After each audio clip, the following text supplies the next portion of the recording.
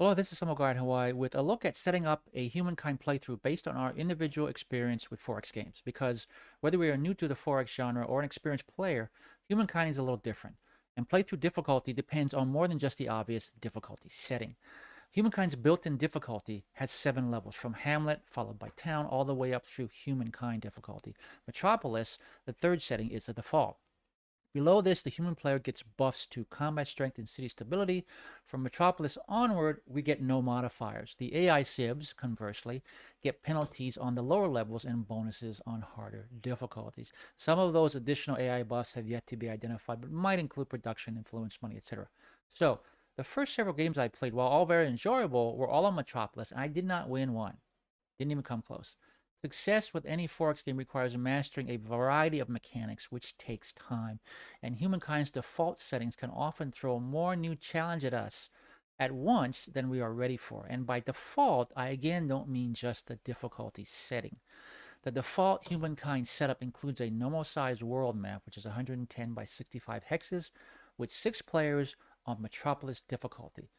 The default map options, regardless of size, include 3 continents, one of which is a new world where no civ starts, and a land percentage of, I believe, 40%. It might be more than that. The point is, a large percent of the map is water, and continents tend to be widely separate from each other.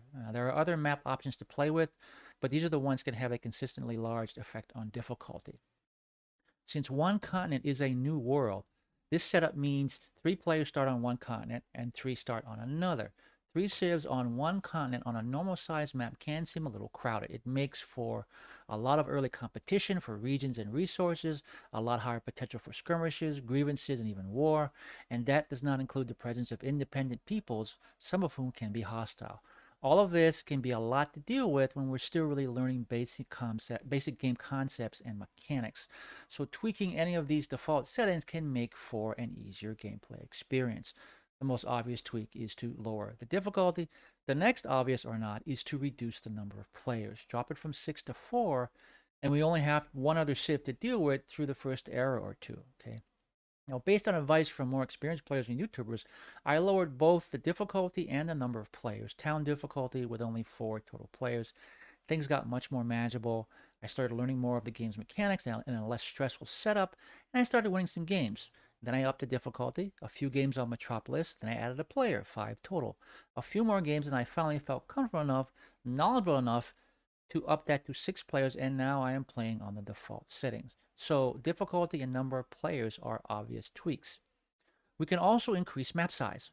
A larger map, the next size up, is about a third larger than a normal size map. That means continents a third larger, more rooms for 3 civs to run around without bumping up against each other. Still got to deal with 2 other AI civs, but maybe not so soon in the game, and with more room for all 3 to stake their claims. Okay. We can also increase land percentage, which basically has the same effect as increasing overall map size. Continents get bigger. They also get closer together, which means meeting other continent civs sooner, depending upon who researches appropriate maritime text needed to explore and expand, but that's not usually till the classical era.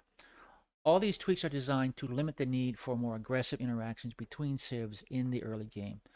We still need to meet them and interact with them. This is actually a key part of gameplay.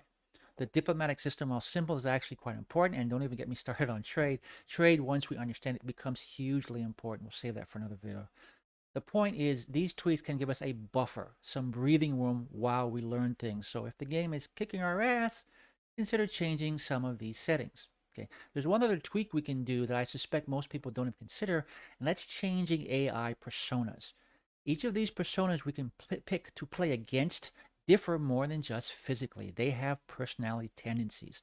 1 to 3 archetypes, 1 or 2 biases, 1 or 2 strengths. These tendencies can make a difference. If we're finding ourselves constantly at war with a particular persona, our relations are always testy, and it's really hard to get them to agree to anything, take a look at their tendencies and consider swapping in a different persona. Okay, the red flags are kind of obvious. Avoid traits like cruel, vindictive, expansionist, to the end, traitorous. Okay, look for trusting, loyal, benevolent, open, etc. Now, mind you, these are tendencies, not behavioral guarantees. Other factors come into play. But I have used this tweak, and it has proved helpful. And once we get a better handle on how to play the game, go ahead and invite the asshole personas back and see how we measure up. Okay, and there you go. Simple tweaks to make the game a little easier while we're learning how it all works. Let me know if you use any of these in the comments. If you like this content, consider liking the video or subscribing to the channel. You can also come check me out on twitchtv.com/someoneguy in Hawaii. I stream at least 3 times a week. Not all of it Humankind, but a lot more and more. And as always, stay safe and thanks for watching.